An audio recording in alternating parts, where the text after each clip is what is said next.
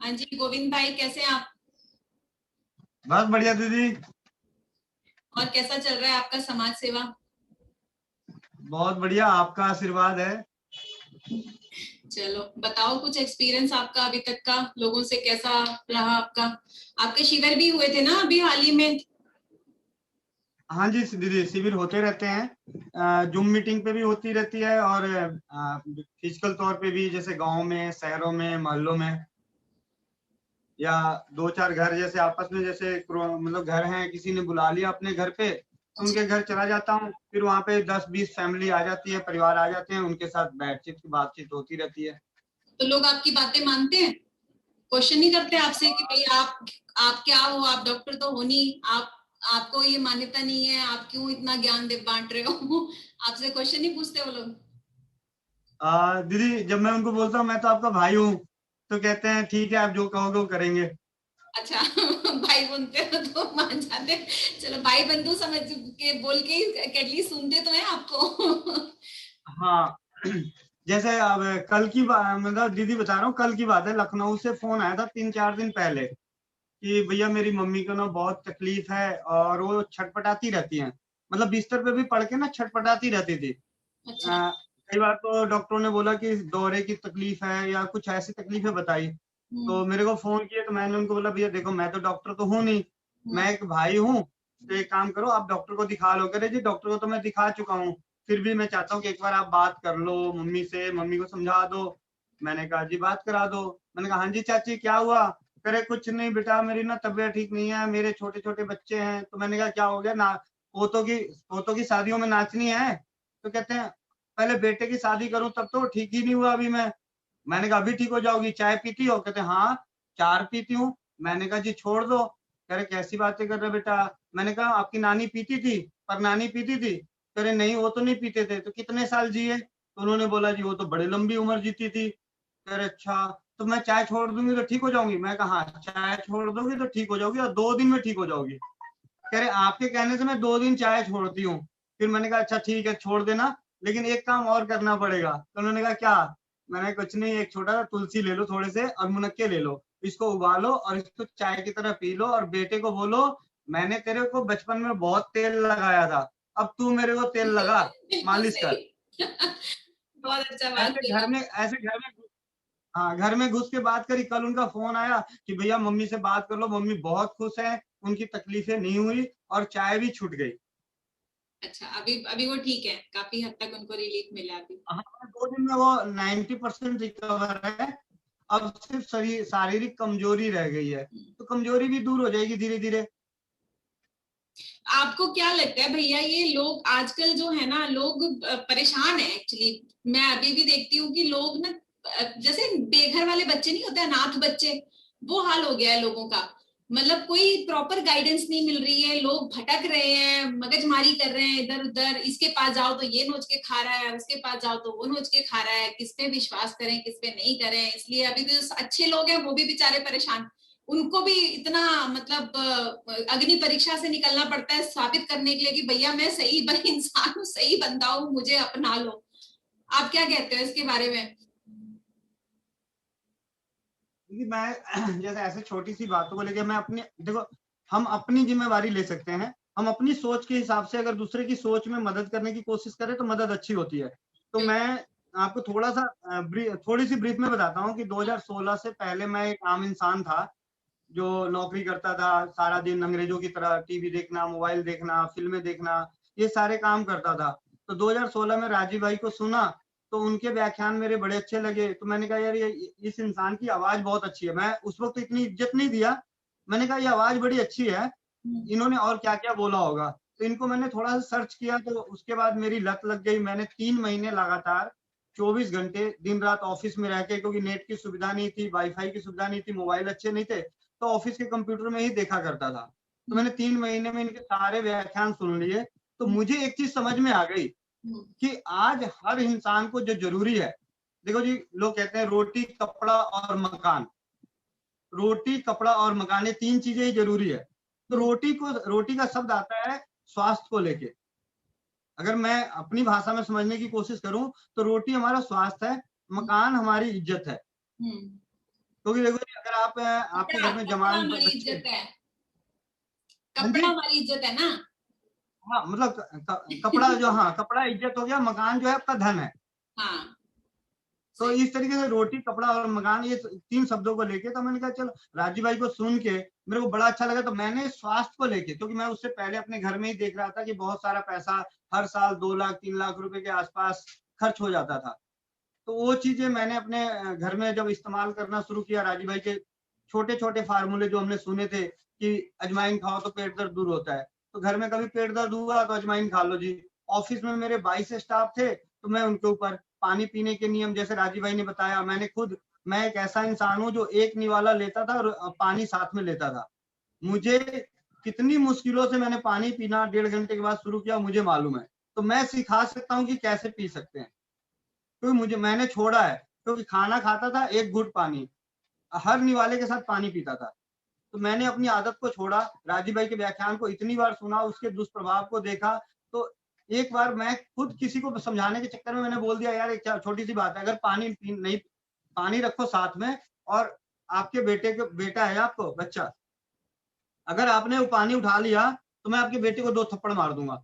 तो इंसान ने मतलब ऐसी सोच करके फिर मैं अपने आप को भी, क्योंकि मुझे अपने बच्चों की फिक्र होने लगी कि अगर मैं पानी पीऊंगा, गलतियां करूंगा, तो मैं बीमार पड़ूंगा, तो मेरे बच्चे मतलब तकलीफ में आ जाएंगे। तो मुझे स्वस्थ रहना है और अपने बच्चों को भी स्वस्थ रखना है। इस तरीके की अपने अंदर बहुत सारे बदलाव किया।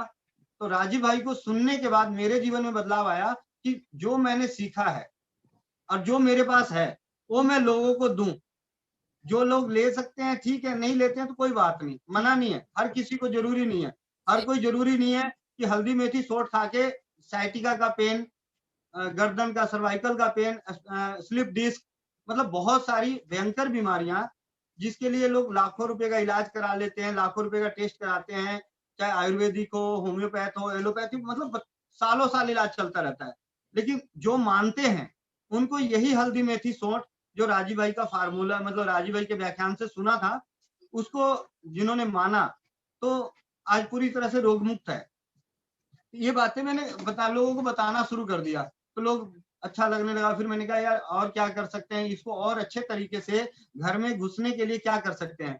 तो मेरे मन में आया कि अगर मैं घर आके बोलता हूँ अपनी वाइफ को, तो जो मेरी धर्म पत्नी है, कि मेरे ना सर में दर्द हो रहा है, थोड़ा सौंठ उबाल के दे दो, तो मेरे को बोलेगी चुपचाप 2 गोली खा लो। मैंने कहा यही तो और बोलते हैं अगर, लोग। हाँ मतलब मैं वो कहेंगे डॉक्टर बनने की जरूरत नहीं है, गोलियां खा लो। लेकिन अगर गलती से मेरी धर्म पत्नी के दिमाग में ये बात बैठ जाए कि सर दर्द में सौंठ का पानी पिलाना बहुत बढ़िया है, तो मैं चाहे लाख मतलब मरता रहूं, बोलूंगा जी मेरे को गोली खाने दो, कहेंगे चुपचाप पहले ये काढ़ा पियो, इससे नुकसान नहीं होता, नेचुरल चीजें हैं। तो मुझे ये समझ में आई कि जो हमें जगाने की बात है, जो घर में अगर किसी को समझाना है और जागरूक लाना है रसोई घर के प्रति, तो माँ और बहनों को। हाँ बिल्कुल सही। क्योंकि क्योंकि वो लोग जब जब जब दादी नानी की बात माना करते थे ना, वो अपनी बड़े बुजुर्गों की बात मानते थे, तो घर सुखी संपन्न था। जब से उन लोगों ने भी डॉक्टरों को फॉलो करना शुरू कर दिया है, तो घर परिवार परेशान हो रखा है। वो एक्चुअली किचन लैब बन गया है। किचन जो हाँ है ना भैया किचन। लैब बन गया, वो अब रसोई घर नहीं रहा, वो लेबोरेटरी हो गया है। इसीलिए तो आज सब बीमार हैं, यही तो कारण है सबका। हाँ, और पीछे मुड़ के कोई देखना नहीं चाहता है ना, सबसे बड़ी प्रॉब्लम ये है कि सब आगे इतना बढ़ गए हैं कि पीछे का सब कुछ धुंधला हो गया है, कुछ दिख नहीं रहा लोगों को। और आगे तो बस खाई में ही जा रहे हैं धीरे धीरे सारे के। पीछे मुड़कर तो देखना ही पड़ेगा दीदी। देखो अभी नहीं देखते, लेकिन अगर हम जैसे भाई बहन की तरफ बता रहा हूँ, आदमी कब पीछे मुड़ के देखता है, जब जिस दिन उसके शरीर में बहुत ज्यादा भयंकर पेन हो रहा हो, या बहुत ही ज्यादा दुख कष्ट किसी भी तरह का, शारीरिक हो, मानसिक हो या आर्थिक हो, जब कष्ट असहनीय हो जाता है तो इंसान अपने कर्मों को देखना शुरू करता है। यार मैंने किसी के साथ गलत तो नहीं किया, मैंने किसका चुराया था, किसका बुरा किया था, मतलब पीछे मुड़ के देखता तो जरूर है। बिल्कुल बिल्कुल। और वो देखेंगे, हर इंसान को देखना पड़ेगा। नहीं देखेगा तो सपने में भी देखेगा, लेकिन देखेगा कि हमने हमने हमसे गलतियां क्या हुई है। तो मैं कहता हूँ कि बाद में देखना पड़े, उससे पहले ही अभी देख लो। सही बात है। एक बात और दीदी, छोटी सी बात बीच में बता रहा हूँ कि मैं ये नहीं कहता कि आपको एरोप्लेन चलाना आना चाहिए, एरोप्लेन चलाना आना चाहिए, ट्रेन चलाना सीखना चाहिए। लेकिन अगर जिस तरीके से घर के 2 पैसे, परिवार का समय और धन बचाने के लिए और सुविधाओं को जल्दी समय निपटाने के लिए स्कूटी जैसी चीज चलाना सीख जाते हैं, साइकिल जैसी चीज चलाना सीख जाते हैं, मैं नहीं कह रहा कि आपको सर्जरी करनी है, हमें सर्जरी नहीं सीखनी, हमें बड़ी-बड़ी बीमारियों का इलाज नहीं सीखना। मतलब माँ बहनों के लिए, घर परिवार के लिए, हर इंसान के लिए संदेश है कि हमें बड़ी बीमारियों के लिए नहीं सीखना, हमें एरोप्लेन नहीं उड़ाना। लेकिन जिस तरीके से आप साइकिल चलाना सीख रहे थे बचपन में जरूरत के अनुसार, बड़े होने के बाद स्कूटी, कार चलाना सीख गए, तो उसी तरीके से अपनी सर्दी, खांसी, जुकाम, बुखार, क्योंकि यही छोटी-छोटी तकलीफें हैं, दस्त, उल्टी, यही छोटी-छोटी तकलीफें हैं जो बड़ी बीमारियों का रूप ले लेती है अगर आप उसको गलत तरीके से इलाज करा लेते हैं। शुरू में ही अगर मान लिया कि किसी बच्चे को समझाना है, उसको प्यार से समझाने के बजाय थप्पड़ मार के समझाया, तो अगली बार उसको लाठी मारनी पड़ेगी। बिल्कुल बिल्कुल, वो ढीठ हो जाएगा। हाँ, तो अगर हम हर समय मान लिया दस्त हो गए तो हम तुरंत जाके दवाई लेके खा लिया, तो अगली बार फिर दस्त होगा तो वो दवाई जो पहले आपने खाई थी उस दवाई का असर आपकी बॉडी पे अगली बार ना के बराबर है, आपको उसके बाद हैवी डोज लेना पड़ेगा। तो हम क्यों ना शुरुआत अपने किचन से करें, अपने रसोई घर से करें, नेचुरल चीजों से करें, जो हमारी दादी नानी करती थी। ऐसा नहीं कि पुराने जमाने में, मेरी नानी 92 साल की है, मुझे आज भी याद है, ऐसा नहीं कि जब हमें मेरे को खांसी जैसी समस्या हुई थी बचपन में तो उन्होंने डॉक्टरों को नहीं दिखाया, लेकिन शुरुआत उन्होंने घर से करी। और नहीं नहीं, कई सही, बार तो ऐसा होता है, बिल्कुल सही बोल रहे हो आप भैया। कई बार तो ऐसा होता है दीदी कि सारा जग घूमने के आने के बाद फिर दोबारा घर से ही ठीक होता है। और ये हर बीमारी में देखा गया है, जब तक आपके पास पैसा है, जब तक आपकी सुविधाएं हैं, जब तक आपको लेके जाने वाला कोई तैयार है, तो आप आज इस हॉस्पिटल में, कल उस हॉस्पिटल में, आज इस डॉक्टर के पास, कल उस डॉक्टर के पास, कल आज इस वैद्य के पास, कल उस वैद्य के पास। जिस दिन आपके परिवार वाले मान लिया कि आपका शरीर साथ देना बंद कर दिया, आप नहीं जा पा रहे हैं, या परिवार वाले आपको नहीं लेके जा रहे हैं, तब किसके भरोसे होते हैं? वही बीमारी, वही तकलीफें किसके भरोसे? अपने भगवान भरोसे, के भरोसे, भगवान भरोसे। आपके कर्मों के भरोसे, आपके रसोई घर के भरोसे। अब जो होगा ठीक है भाई, हल्का सा दलिया ही दे दे बेटी, हल्का सा दलिया दे यार, थोड़ा सा दे, अब क्या करूं, जीना है तो थोड़ा तो कुछ तो खाना ही पड़ेगा ना, ला बेटा। और जब तक धन था, दौलत था, तो नहीं जी कैल्शियम के लिए ये लेना है पिताजी, इस टाइम पे ये जूस लेना है बेटा जी, ये इस टाइम पे ये फल लेना है, सूप लेना है, संतरा लेना है, अनार लेना है, मौसमी लेना है। जैसे लग रहा है कि पता नहीं आज पिताजी को एकदम पूरा का पूरा ए बाई जेड तक का, मतलब सुबह से लेकर शाम तक का वो है केयर टेकर। और जब सारी चीजें थक हार जाते हैं तो फिर वही रसोई घर, वही परंपराएं, वही पुरानी विधियां जिस तरीके से था। तो अगर हम शुरू से ही इतना मतलब मन से, दिल से, मतलब मन से सादगी सादगी लेके सामने वाले की सेवा करें, मन में सादगी लेके। अगर मान लिया मेरे घर में मेरी वाइफ बीमार है और मैंने उसको कुछ बना के देना है, तो उसको बोला ये ले जल्दी से पी ले, तो ये देना और प्यार से देना, गर्म पानी करके ला के, सिर्फ पानी। मैं कई बार अपने घर में प्रैक्टिकल कर चुका हूँ कि मेरी वाइफ है, बच्चे बोलते पापा ये दिक्कत हो रही है, मैंने कहा अच्छा बेटा 1 मिनट रुक जा, इधर आ, ये लिया थोड़ा सा पानी, कुछ मिलाया नहीं मिलाया, अच्छा ये पी ले, अरे प्यार, मैं कहा बेटा ठीक हो जाएगी। अभी मेरी बेटी नीचे जाते हुए सीढ़ियों से गिर गई, उसको छिल गया, कह रही पापा चोट लग गई, मैंने कहा बेटा थूक लगा लो, उसने थूक लगा लिया, खून बह रहा था, थूक अपनी लार लगाने से उसके थूक रुक गया। तब उसको ये थोड़ी सी समझ आ गई, आगे चल के बड़ा होगी तो उसको मालूम होगा। अगर यही चीज अगर ज्यादा होता तो मैं उसको बोलता ठीक है जी चूना लगा ले, फिटकिरी लगा ले, जो भी चीजें हैं जो हम जान सकते हैं, सीख सकते हैं, ये हमें करना पड़ेगा। कब तक आप कितने के भरोसे रह सकते हैं, किसके भरोसे रह सकते हैं?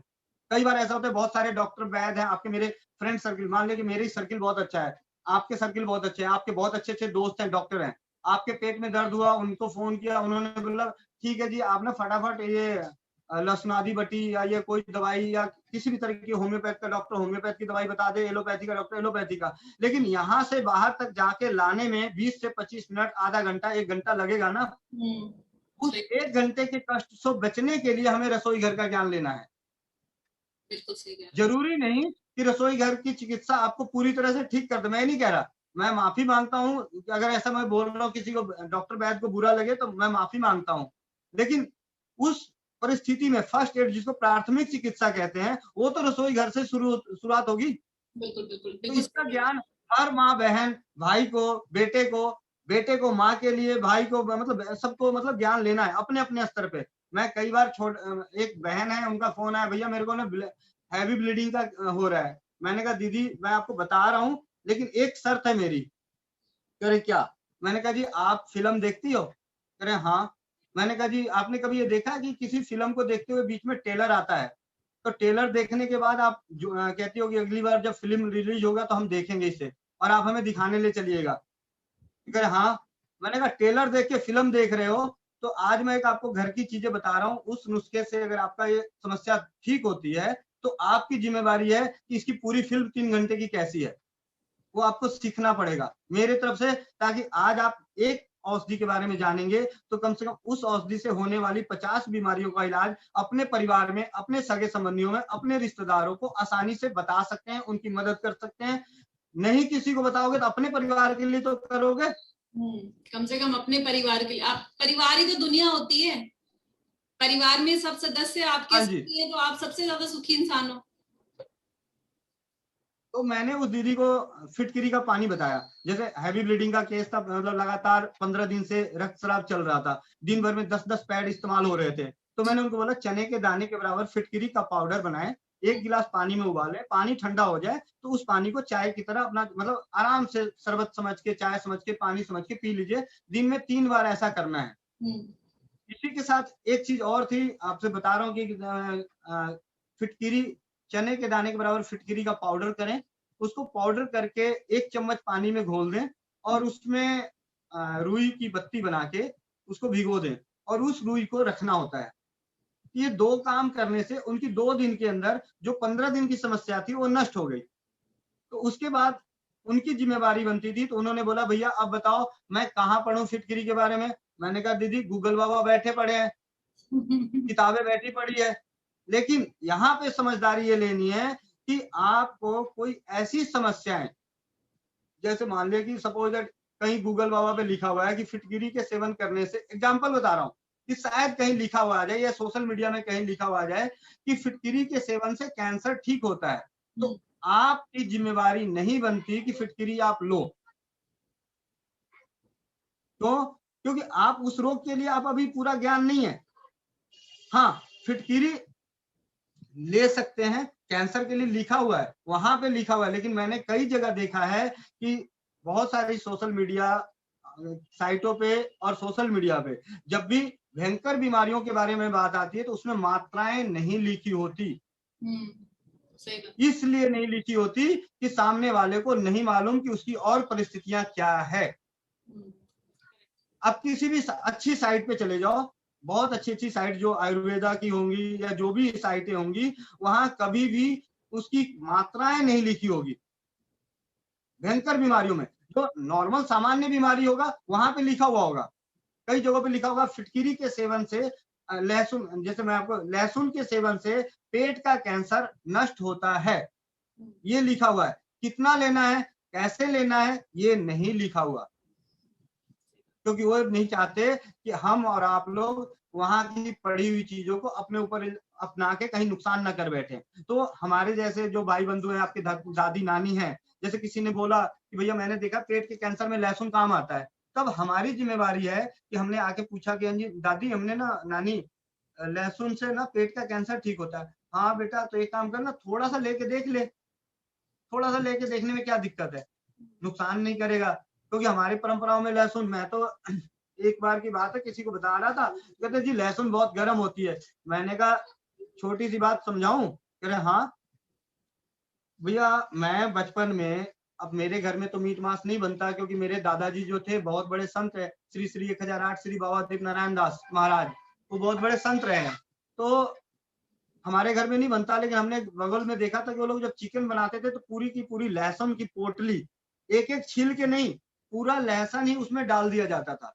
तो मैंने कहा जी, तो मेरे दिमाग में आया, तो मैंने वो बात उस दिन उनको सुना दी सामने वाले को कि यार महीने में 2 से 3 बार बंदा मांसाहार का भोजन कर रहा है और लहसुन को इस तरीके से डाल रहा है, मसाले भी उसमें गरम, मांस भी गरम, लहसुन भी गरम, फिर उस दिन गर्मी कहाँ गई?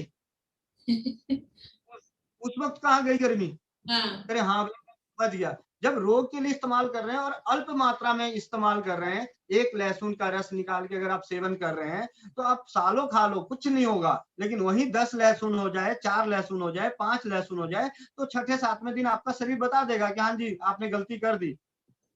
ये चीजें हैं कुछ भाई की तरह, मतलब मैं पर्पस मेरा यही है कि लोगों में ये जागरूकता आए कि अपने रसोई घर को पहचाने, क्योंकि रसोई घर में ही एक ऐसी चीज है जहाँ के उस जो भी पदार्थ हैं, जो भी हमारे मसाले, औषधि हैं, जड़ी बूटियां हैं, जो भी है, उनकी शुद्धता की जानकारी हर माँ बहन को है।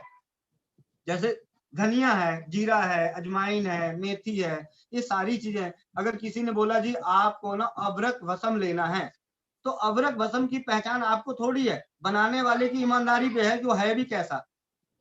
लेकिन अगर किसी ने, मेरे जैसे भाई ने बोल दिया कि आपको ये दिक्कत हो रही है, एक काम करो 2-3 मुनक्के डाल के उबाल के पी लो, या आधा चम्मच धनिया ले लो, या मेथी ले लो, जीरा ले लो, तो मालूम है कि मेथी मैं लूंगी तो ठीक है, अपने घर की चीजें रसोई घर में डालती है। इतनी हिम्मत तो रखनी पड़ेगी कि नुकसान नहीं होता, नुकसान नहीं होता, क्योंकि शरीर जो है भाई कई सारे शास्त्रों को भी पढ़ने के बाद ये पता चला है और अपने जीवन का अनुभव है कि आपका नाक, मुंह, आंख, कान, पेशाब, मल, मूत्र, पसीना, ठीक है, स्किन, ये सारी चीजें आपको बता देती है कि आपकी बॉडी में क्या ज्यादा हो गया। भाई अगर आपने थोड़ी सी मिर्च की सब्जी खाते हैं, सुबह टॉयलेट में जाते हैं तो पता चल जाता है ना कि कल मिर्ची खा ली थी, भाई आपकी समझ तो बन गई कि आपको कम खानी चाहिए, तो थोड़ा कम खाना चाहिए। इस तरीके से हम रसोई घर से चिकित्सा कर सकते हैं। रसोई घर बहुत पुरानी परंपराएं हैं। आयुर्वेद की बात करें, एलोपैथी की बात करें, होम्योपैथ की बात करें, चलो जी आज की डेट में हर जगह हर इंसान को 5 से 10 मिनट पे उपलब्ध है। लेकिन क्या आज से 40-50 साल पहले, मैं पुरानी बात नहीं कर रहा, मैं अपनी उम्र की, 42 साल की उम्र है, 10 साल का बचपना मुझे याद है, तब की बात है, हमें हॉस्पिटल जाने में, मेरी मम्मी को या परिवार को हॉस्पिटल लेके जाने में 6 घंटे का वक्त लगता था।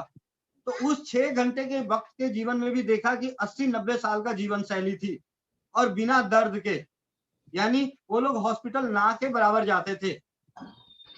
और आज थोड़ी सी कुछ होती है 2 मिनट में हॉस्पिटल। जी जी, मेरे पापा कभी ना तो दवाई खाया ना उन्होंने खाने दिया, वो कभी खाने भी नहीं देते किसी को दवाई जल्दी। मेरे हस्बैंड भी नहीं खाने देते दवाई जल्दी। तो जरूरी है दीदी, हमें मतलब हमारा मेरा मकसद यही है कि हम जैसे भाई, हम लोग, हम जैसे, मैंने आपको क्या बोला दीदी, अगर आप बहन बन के और मैं भाई बन के हर घर में अगर घुस गए तो वो दिन दूर नहीं कि हर परिवार स्वस्थ भी होगा और समृद्ध भी होगा। स्वस्थ होने के तो देखो जी और भी तरीके हैं। आप चले जाओ किसी बड़े हॉस्पिटल में रह लो वेंटिलेटर पे और आईसीयू में, स्वस्थ ही रह जाओगे। लेकिन भाई घर बेच के स्वस्थ हो गए तो क्या फायदा।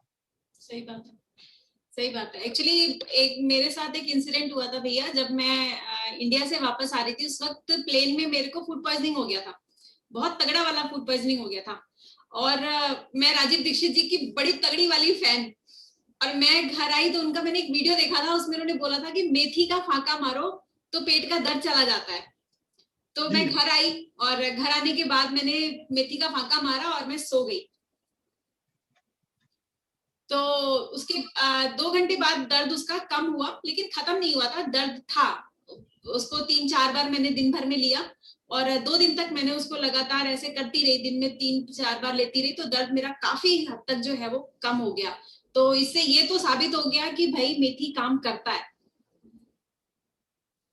जी दीदी, तो अब यहीं पे एक मतलब एक आपस में करते हैं। अब मान लिया कि कोई और पढ़ी लिखी बहन हो, बहुत ज्यादा मतलब हाईटेक, मतलब बहुत ज्यादा, उन्होंने कभी सुना अरे मेथी क्या है, मेथी गर्म होता है, तो मन में शंका आ गया, तो वहां दवाई का असर कम हो जाता है। मैं नहीं कहता कि मेथी गर्म नहीं होती, मतलब जिस तरीके से मेथी गर्म होती है, लेकिन अगर हम दवाई समझ के हम इस्तेमाल करते हैं और मात्रा का ध्यान रखते हैं तो शरीर को कभी नुकसान नहीं करता।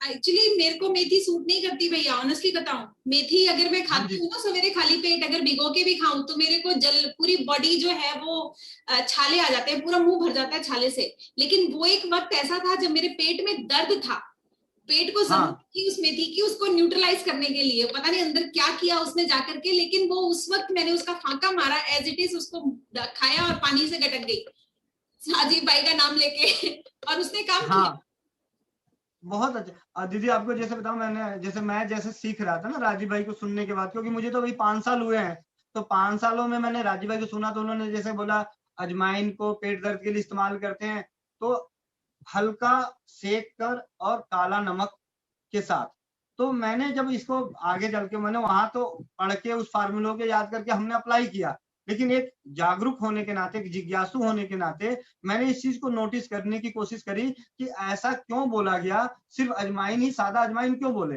भाई, काले नमक के साथ क्यों? तो पता चला कि अजवाइन के दुष्प्रभाव को नष्ट करता है काला नमक। जी बिल्कुल सही। तो हमारे इस दादी तरीके से, भी बोलते थे, बस उनको पता नहीं था कि वो क्यों बोलते हैं, बस बोलते थे, उन्होंने सुना था इसलिए बोलते थे वो। हाँ, अब कभी भी किसी को मुझे बात हो रही तो गर्म तासीर की औषधियों से अगर किसी को तकलीफ हो, तो उनको अपने जीवन में घी का सेवन ज्यादा करना चाहिए। मान लिया कि हमने मेथी लिया और हमारे पेट में जलन हो गए, छाले हो गए, तो हमारे अपने रोजमर्रा की जिंदगी में घी का सेवन कर लेना चाहिए। तो आपने देखा मेथी के लड्डू खाने के लिए बहुत बोले जाते हैं, इसमें गर्भावस्था के बाद जो प्रसूति होती है उसमें मेथी के लड्डू खिलाए जाते हैं कि गर्भाशय अपनी जगह पे पहुंच जाए, लेकिन वो लड्डू बनाने की पूरी संपूर्ण विधि में गाय के घी का ही उपयोग ज्यादा है जी। अगर जब गर्भावस्था में ये प्रसूति के बाद जो गर्भ को अपने स्थान पे पहुंचाने के लिए सिर्फ चाहते तो मेथी चबा चबा के खा लेना चाहिए था, लेकिन मेथी के लड्डू क्यों? इसलिए कि मेथी खाने से जो दुष्प्रभाव होगा वो घी का बना हुआ होगा, इसलिए मेथी के साइड इफेक्ट उसको नहीं आएगा। तो जो ये लड्डू बनाते हैं उसमें और क्या क्या डालते हैं? खाली मेथी होता है और गुड़? नहीं, बनाने के लिए देखिए दीदी अपनी अपनी सुविधा के अनुसार, लेकिन नॉर्मल तरीके से मैंने जो भाई बहनों को बताता हूँ तो मैं तो कहता हूँ जी मेथी लो, हल्का बारीक पाउडर कर लो, अगर आप अफोर्डेबल हो तो दूध में उसको जैसे हलवा खोआ बनाते हैं तो दूध में डाल के खोआ बना दो, खोआ बना के मिश्री मिला लो, गुड़ मिला लो और उसको घी में तल के छोटे छोटे करके, और अपना आटा, कोई भी आटा जो आप डालते हैं ताकि उसको थोड़ा सा एक लड्डू का शेप आ जाए, उस तरीके से सिंपल तरीके से आप ले सकते हैं। अगर तब भी कोई लड्डू भी बना के ना ले सके तो आधा चम्मच मेथी का पाउडर 1 गिलास दूध में इतनी देर उबालना है कि वो आधा रह जाए और उसमें 1 चम्मच घी और स्वाद के अनुसार मिश्री या गुड़, ये गर्भाशय बाहर निकलने के रोग को भी नष्ट करता है।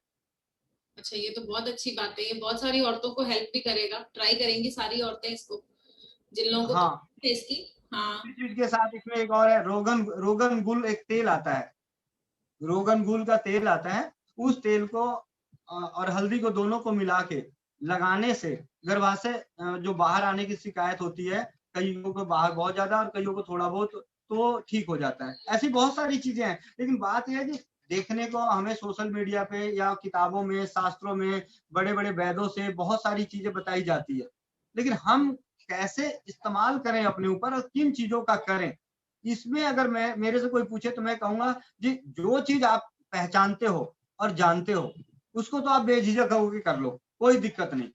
जो चीज नहीं जानते, जो आपके जीवन में पहली बार कोई नई चीज सुनने को आया है, तो उसके बारे में आप जरूर किसी वैद्य या डॉक्टर के, चिकित्सक की देखरेख में करें, उनकी राय सलाह से करें। सही बात। या जिस चीज की जानकारी नहीं है उसको उन्हीं लोगों के साथ मिलकर करना चाहिए जो एक्सपर्ट है उसके, जिन्होंने उसको पढ़ा है, क्योंकि हाँ उन्होंने जी, पढ़ाई की है उस चीज की, तो वो समझा सकते हैं आपको अच्छी तरह से। जो चीजें हमारी दादी नानी से मिली हैं हमारे, आजकल सबसे बड़ी प्रॉब्लम क्या है ना भैया, मैं बाहर रहती हूँ, इंडिया से बाहर हूँ, तो यहाँ पे बच्चों को, पहली बात तो लड़कियां घर में खाना नहीं बनाती। अब मेरी बेटी को देख लो, औरों को मैं क्या बोलूं, मेरी खुद की बेटी जो बड़ी वाली है उसको चावल तक बनाना नहीं आता है, और अगर मैं उसको बोलती हूँ कि चावल बनाना सीख ले तो वो कहती है कि मैं अपने घर में नौकर रख लूंगी, बाई शुड आई, सिंगापुर में तो सब बाहर खाते हैं तो मैं क्यों घर पे खाऊं।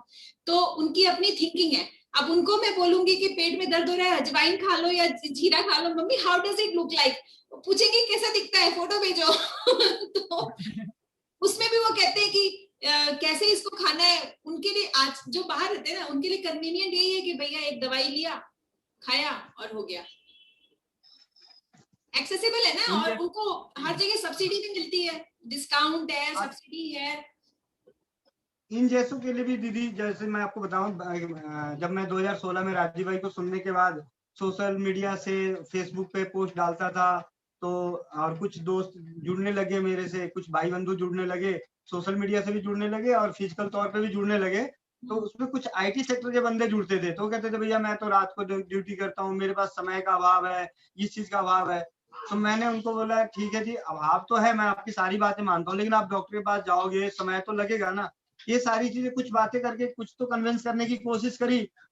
फिर उसी बीच में मुझे ऐसा लगा कि नहीं, अगर इन भाइयों को साथ में वाकई इनको बचाना है दुष्प्रभाव वाली दवाइयों से, तो मुझे एक दूसरी पैथी जो राजीव भाई के व्याख्यानों में सुनने को मिला है, घरेलू चिकित्सा के बाद उन्होंने जिस पैथी का सबसे ज्यादा जोर दिया, वो पैथी थी होम्योपैथ। तो होम्योपैथ एक ऐसी पैथी है जिसमें समृद्धि का नाश ना के बराबर होता है। आप एक होम्योपैथ की दवा 80-90 रुपए में इंडिया में 30 ml की आ जाती है, और 2 बूंद उसकी सफिशियंट होती है। तो आप समझ सकते हैं कि कितनी सस्ती चिकित्सा पैथी है। तो इसके बारे में सीखना तो है भाई। मैंने कहा हमें सर्जरी नहीं सीखनी, हमें प्लेन चलाना नहीं सीखना है। तो इस बहुत सारी होम्योपैथ की मेडिसिन है जो हमारे रसोई घर के मसालों से बनती है। जैसे आयुर्वेद में कुचला नाम की औषधि है, बहुत कारगर औषधि है, उसको कई जगहों पे इस्तेमाल किया जाता है। होम्योपैथ में उस औषधि से बनने वाली जो दवा है, होम्योपैथ की नंबर 1 दवा नक्स भूमिका।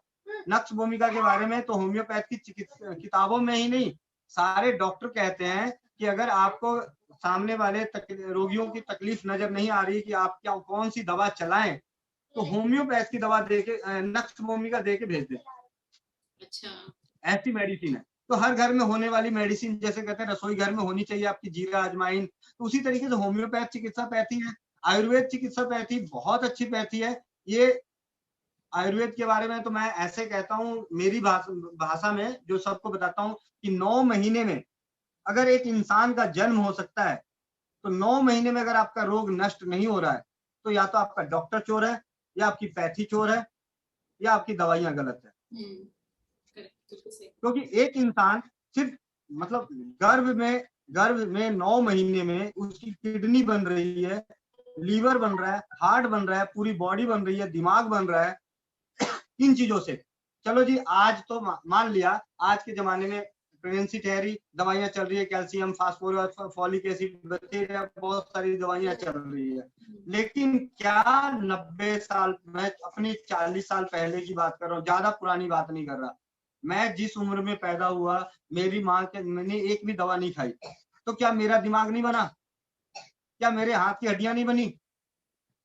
तो कहने का मतलब उन्होंने क्या खाया था? दाल रोटी, साग सब्जी, अपने बाप दादा दादी नानियों द्वारा बताए गए रहन सहन खान पान, उन्हीं चीजों को फॉलो किया। तो हमारे जैसे राजीव भाई जैसे जो बंधु भाई हुए, जो ज्ञान के मतलब महासागर बोला जाता है ज्ञान के बारे में, उनके ऐसी कोई सी लाइन नहीं, ऐसी कोई चीज नहीं कि जिनके बारे में उनके पास ज्ञान नहीं था। बोलना शुरू कर दे तो ऐसे शख्स का भी जन्म उस माँ ने बिना कुछ दवा खाए करी है। तो आज हम दवा खा के क्या पैदा कर सकते हैं, मुझे तो नहीं पता। एक छोटी सी इंस्टेंट है, बीच में मेरे पास फोन आया था कि जी भैया मेरे ना गांव में एक मास्टर साहब है। मैंने कहा हाँ जी। उनके घर का पूरा परिवार मास्टर साहब है। तो मैं गांव गया हुआ था, तो चौराहे पे चबूतरा होता था, वहां पे बैठे लोग, बुजुर्ग लोग कह रहे थे कि 2 महीने का बच्चा और 2 महीने का बच्चा 11 महीने की दवा, 2 महीने का बच्चा 11 महीने की दवा।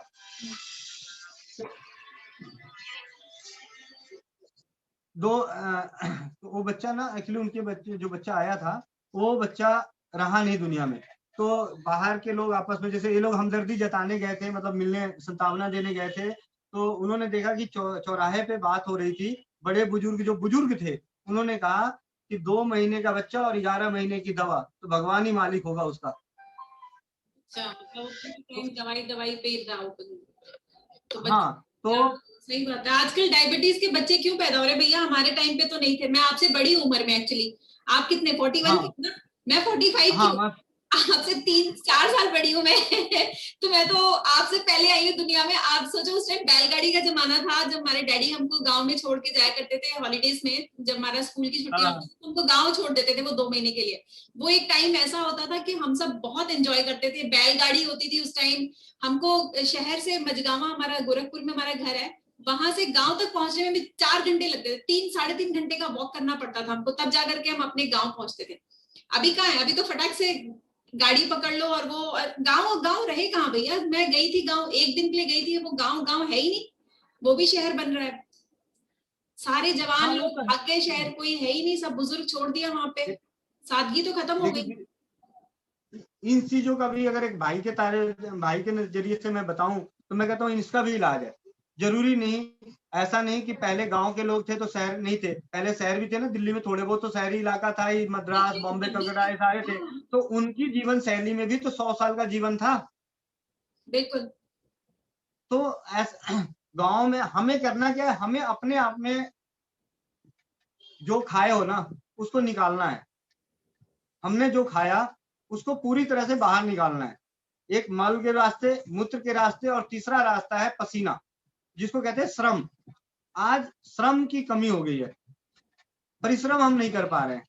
और परिश्रम मान लिया कि अगर हम ऑफिशियल जॉब है, वर्किंग आवर है, नहीं कर सकते श्रम, तो घर में भी कर सकते हैं। उसके लिए अभी योग प्राणायाम का प्रचलन हो गया, जबकि हमारे बाप दादाओं के जमाने में तो था ही नहीं।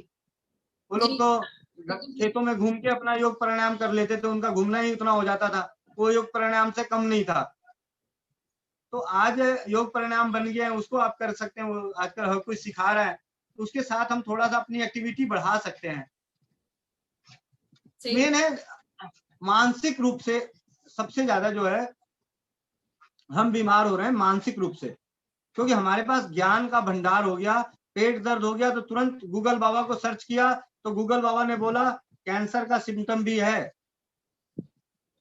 यही हमारा सबसे बड़ा काल है, यही सबसे बड़ा काल है। मैं आपको एक कहानी सुनाती हूँ, मेरे बेटे की कहानी है। मेरे बेटे को कुछ टाइम से पहले, हो गया काफी टाइम हो गया, उसके कान में ना आवाज आती थी, वो उसकी नहीं, बड़ी पतली सी आवाज आती है कान के अंदर, टिंटेस बोलते हैं ना हाँ जी, हाँ उसको। जी, हाँ, वो उस तरह की उसको आती थी। अब उसने हाँ गूगल जी। सर्च करना शुरू किया। गूगल पे तो ऐसी ऐसी बातें दिखा रहे हैं, उसको लग रहा है कि उसका तो कान ही खत्म हो गया, अब उसको तो बहुत बुरा हाल होने वाला है। वो अपने दिमाग में बिठा के बैठा है, तो सारे हॉस्पिटल के चक्कर लगा चुका था। अच्छा, बाद में मेरे को कहता मम्मी आप साइन करो, मुझे जाना है, मैं जाऊंगा, ट्रीटमेंट के लिए जाना है। मैं गई नहीं उसके साथ। मैंने कहा क्या जरूरत है तेरे को जाने की। फिर मैंने उसको बताया घर में ही थोड़ा बहुत कर, और 1-1.5 महीने बाद वो ठीक हो गया, अपने आप ही ठीक हो गया। फिर कहता है कि I think mummy because of the stress, वो स्ट्रेस की वजह से था। तो हम्म। ये बच्चे आजकल ना, थोड़ा सा बीमारी, थोड़ा सा चोट लगती है ना, थोड़ा सा दर्द होता है, वो गूगल खोल के बैठ जाते हैं, और गूगल के पास आप बैठ गए तो वो तो सिम्टम, कॉज, ट्रीटमेंट सारा खोल के रख देता है वो। और जो भी है वो डर जाते हैं एकदम बुरी तरह से, और डर के आगे तो अभी बस। इसी से अभी एक दीदी हैं, छवि बहन नाम है, बेंगलोर से, आईटी सेक्टर में उनके हस्बैंड है। तो उनका ग्रुप के माध्यम से, जैसे हमारा जो व्हाट्सएप ग्रुप है उसके माध्यम से आई, तो कह रही भैया मेरे को ये तकलीफ है। मैंने कहा फोन करो, तो उन्होंने बताई कि मेरे को ब्रेस्ट से रिलेटेड कोई तकलीफ थी। तो मैंने उसको बताया, उपचार बताया, तो ठीक हो गई। ठीक होने के बाद क्या हुआ, मेरे को करी भैया मैं ना डॉक्टर ने बोला है कि आप प्रेगनेंसी नहीं ले सकती, और मैंने गूगल पे भी सर्च करी है कि अगर आपको ये ब्रेस्ट में तकलीफ है तो आप ये नहीं कर सकते। मैंने कहा थप्पड़ मारूंगा, पहले तो गूगल बाबा बंद कर, गूगल बाबा बंद कर। अगर एक छोटी सी बताना, आज तुम एक बच्चे की माँ बनना चाहती हो, 2 बच्चे की माँ बनना चाहती हो, हमारी दादी नानी के जमाने में 10-10 बच्चे की माँ बनी थी, क्या उनकी समस्याओं में उस टाइम पे स्तन में ऐसी समस्याएं नहीं रही होगी? क्या उनके शरीर में ऐसी कोई समस्या नहीं रही होगी? फिर भी एक बच्चे के बाद दूसरा, दूसरे के बाद तीसरा, तीसरे के बाद चौथा। ऐसा क्या? क्योंकि उनके पास डर का साधन नहीं था। अगर उनको होता भी था तो उनकी जो बड़े बुजुर्ग होती होंगी तो वो कहती होंगी ठीक है कोई बात नहीं बेटी, ठीक हो जाएगा, मालिश उलिश कर ले, थोड़ा तेल लगा ले, सिकाई कर ले, ठीक हो जाएगा। अच्छा डिस्चार्ज हो रहा है, कोई बात नहीं, इस तरीके से ठंडा गर्म का पानी का सेक कर ले, ठीक हो जाएगी। तो ये चीजें थी, उस वक्त डर को नहीं परोसा जाता था। और आज डर परोसा जा रहा है, ये सिर्फ इसलिए परोसा जा रहा है कि जो हमारे जो भी चिकित्सा व्यवस्था है वो एक आज व्यवसाय व्यवस्था है। उस व्यवसाय का बढ़ावा मिलता रहे, उसका घर फल फूल होता रहे, इसलिए उसको परोसा जाता है। मैं कोरोना काल की बात करूं, मैं हर उस आदमी से, मुझे अपना व्यक्तिगत मतभेद है जो ये कहता है कि कोरोना एक बीमारी है। जो भी कहता है कोरोना एक बीमारी है, वो जो कहता है, उन सबसे मेरा व्यक्तिगत मतभेद है। मैंने कहा जी कोरोना कोई बीमारी नहीं है, कोरोना एक नाम है जो उन्होंने ढूंढा और इसको एक चोला पहना दिया, ये इसको क्या बोलते हैं, ये दिख रहा है, इसको क्या बोलते हैं, ये कोरोना है। बाकी बीमारियां क्या है, तकलीफ है, सर्दी खांसी जुकाम बुखार पहले भी होते थे, आज भी हैं, कल भी रहेगा, बरसों बाद भी रहेगा। इनका इलाज कर दो, कोरोना का इलाज हो जाएगा।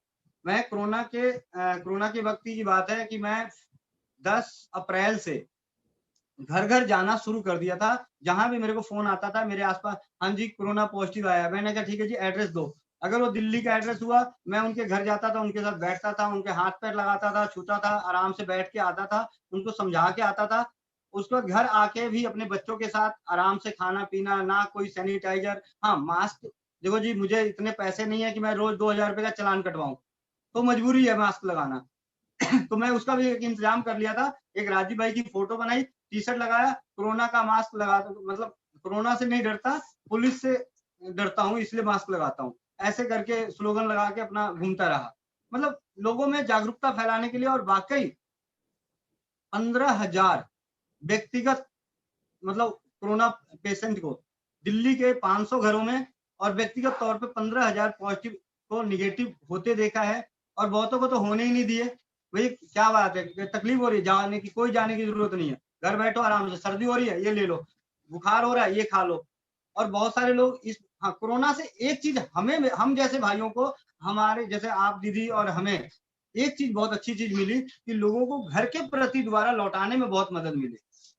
मैं इस बात के लिए शुक्रगुजार हूँ। नेचर की तरफ सारे मुड़ गए, लोग हाँ नेचर की तरफ मुड़ गए, क्योंकि उनको भैया हाँ जान पे जब बनती है ना, जब उन्होंने देख लिया ना तांडव, मौत का तांडव देख हाँ लिया, चाहे वो जो भी था, लेकिन दिखाया हाँ गया ना, आपके सामने स्क्रीन पे परोसा गया मौत का तांडव। कौन मरना चाहता है, जिंदगी तो सब कुछ है, उसी के लिए तो सारी सब कुछ दे देते हैं वो, सिर्फ जिंदा रहने के लिए। तो वो एक चीज ऐसी आई, उसने आपको वापस वहीं फेंक दिया। मतलब ये प्रकृति का खेल है एक्चुअली, प्रकृति ने आपको वापस, आपको एहसास दिलाया है कि जिससे तुम भाग रहे हो, जिसको तुम भूल गए हो, वही तुम्हारी जीवन रक्षक है, वही तुम बचोगे। तो वो वापस वहीं जा रहे हैं सारे के सारे, उनको एटलीस्ट अवेयरनेस आई है। और ये बहुत अच्छा अपॉर्चुनिटी है आयुर्वेद के लोगों को, खास करके जो लोग जो बहुत सालों से इस पे काम कर रहे हैं, उनके लिए एक बहुत गोल्डन चांस है कि एक सही वक्त है हथौड़ा मारने का, कि लोगों हाँ मतलब बहुत ही कम समय में हमने लोगों को घरों को रसोई घर में बदल दिया। क्योंकि उससे क्या है कि अब क्या है, उस बीच में जो भी हुआ, उनके सर में दर्द होता था, पेट दर्द होता था, डॉक्टर साथ नहीं दे रहे थे, डॉक्टर ऑनलाइन अपॉइंटमेंट दे रहे थे, दवाइयों के नाम, मतलब इस तरीके से जो उनके खर्चे बढ़े हुए थे और बाहर नहीं जा पा रहे थे। तो हम जैसे भाई बंधुओं से जुड़े, राजीव भाई को सुनने लगे, या जो भी किताबें घर की, मैं रसोई घर की चिकित्सा की पुस्तकें पढ़ने लगे। तो उससे क्या हुआ कि उनको जब असर आया, तो अब उनकी भयानक बीमारियां भी हो रही है। तो एक बार कहते हैं यार जरूर पूछ लेते हैं भाई, कोई भाई बंधु से कि इसमें भी इलाज है क्या। जैसे कई फोन आते हैं मेरे पास कि भैया सीवियर पे, मतलब बहुत ही क्रिटिकल केस है, क्या इसमें संभव है। तो क्या ये संभव है, इतनी भावना आना ही इस बात को दर्शाता है कि लोग लौट चले हैं पुरानी परंपरा की ओर। भैया एक चीज मैं मानती हूँ कि सबसे बड़ी बीमारी आपके दिमाग की सोच। हाँ दिमाग से ही बीमार होते हो, दिमाग से ही ठीक हो जाते हो। आपने अगर सोच लिया कि मैं बीमार हूं, तो आप बीमार हो जाओगे।